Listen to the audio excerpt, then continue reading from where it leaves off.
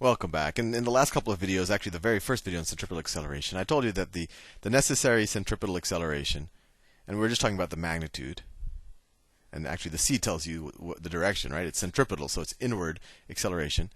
It equals the velocity squared over the radius. And I told you that the real rigorous proof has to be done with calculus, but I looked on Wikipedia and there was actually a pretty neat proof. Although when you read Wikipedia, it's not so obvious on what they're saying, so I thought I would do a video on it because this is cool and you don't need calculus to understand it. So let's just do something and let's just plot the distance vector, the velocity vectors, and the acceleration vectors as something goes around a circle. So let me draw two circles. So let's say this is my first circle. Let me draw another circle. I'll do another color just for fun. Okay. This is my other circle. This is the center circle. And this is the center of the circle. And so what's the position vector at any point in time? Well, the position vector, you could kind of just draw it as a radius. So the position vector at any given time looks something like this. So let's say initially this is the position vector. That's the initial position vector. Its magnitude is the radius of the circle. And its direction is, well, I guess right here, in the positive x direction. And then at that point, what is the velocity vector? Well, the velocity, let's assume we're going counterclockwise. I don't know why I assumed that. It could go the other way. Let's say this is the velocity vector at that point. The velocity vector is going to look something like that. That is the velocity vector. That's v. Right? It's going tangent to the circle. Well, let's plot that same. Let's plot the velocity vector as a function of time on this circle. So if that's the velocity vector at that time, I can draw the velocity vector here. This is the same vector. Remember, I'm just saying at a particular time, what does the distance vector look like, and what does the velocity vector look like? So at that time, the velocity vector looks like this. And I'm trying to make it the same size to show you it's the same vector, and I'm doing it in the same color to show you it's the same vector. Right? This is the exact same vector. This is the actual circle. Like if you were to draw it, this is the path of the dot or whatever is moving around the circle. And this is, you could just kind of view it as I'm plotting the velocity over time, the velocity vector over time. So let's draw, let's say a few seconds later, or a few moments later, what does the radius vector look like? Well, then the radius vector looks like this. The radius vector looks like this.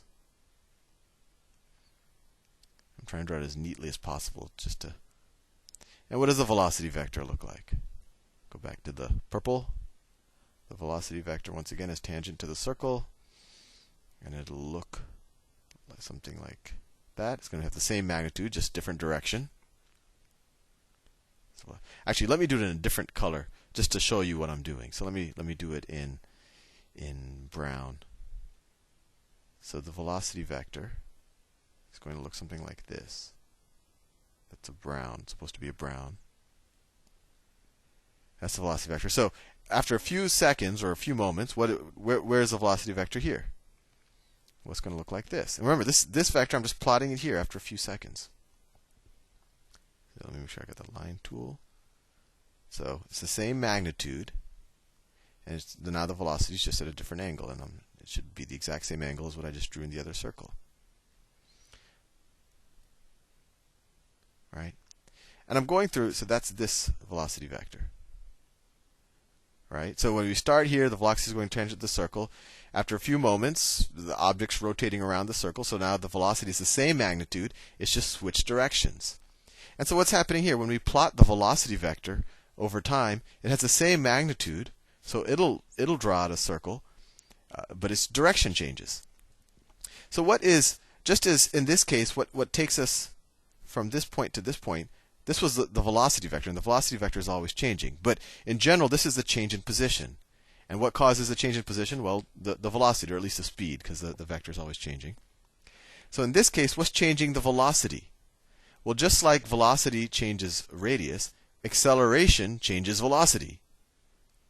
Right? So let me draw an acceleration vector. And the acceleration is going to be in this direction, right? Because if the velocity is changing from here to here, the acceleration is kind of going along the direction of the change in velocity. So the acceleration vector might look something like that. It's going to be tangent to this velocity path. Right?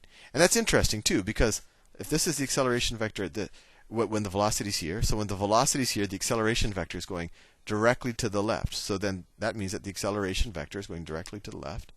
And so this is also the acceleration vector, which it coincides with what we learned about centripetal acceleration. The acceleration has to be going inwards. And we see that when we actually plot the velocity vector. And if we plot the acceleration vector here, once again, it's going to be going tangent to this plot of the velocity vector. Well, let me do it in a different color. I've already used that color. I'll do it yellow. So then the acceleration vector is going to look something like this. Remember, acceleration is nothing but change in velocity. So at this point, when this is the velocity vector, the acceleration vector will just be this. And once again, it's just in the opposite direction of the position vector. So why am I doing all of this? Well, I'm doing all of this to set up the analogy, to show you, as this object completes one entire path, what's happening on this circle? Well, this circle, the velocity is completing one entire path, right? However long it takes to go around this circle is the same amount of time it takes to go from this velocity back to this velocity, right? The magnitude is the same the whole time, but the direction is changing. So if this takes 10 seconds to go around the circle in real position, then it takes 10 seconds for the acceleration to change the direction of this velocity enough that it goes back to the original velocity direction. So why am I doing all of that? Well, how long does it take for the object to do one rotation around this path? Well, it's just the distance divided by the velocity, right? So the time to do one revolution around this path is the distance. Well, that's just the circumference of the circle. Well, that's 2 pi r divided by your speed, which is v. And so, how much time does it take to go around this path? Well, we know it's going to be the same time, right? And now we're going to say the time is going to be the change in velocity, right? Here in this circle, this is the change in distance, but it's the change in velocity. So here we had this much change in velocity. I know this might be a little bit non-intuitive. Then we have a little bit more change in velocity, a little bit more change in velocity, a little bit more change in velocity. So the total change in velocity is just is the circumference of this circle. And what's the circumference of this circle? Well, the radius of this circle is the magnitude of the velocity. So it's 2 pi times the velocity of the circle. And so what is the amount of time it takes to do one revolution? Well, it's the total change in velocity, and that's 2 pi times the magnitude of the velocity, divided by acceleration. And if this doesn't make complete sense, you just remember, acceleration is change in velocity over change in time.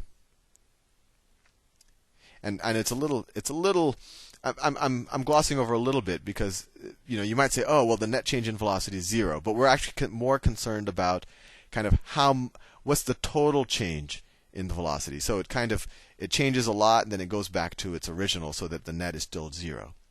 But this should hopefully give you a little intuition.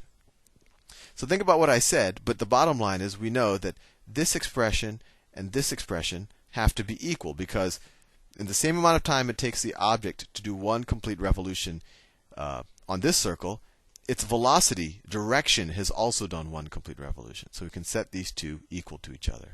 So we could say 2 pi r over v is equal to 2 pi v over a.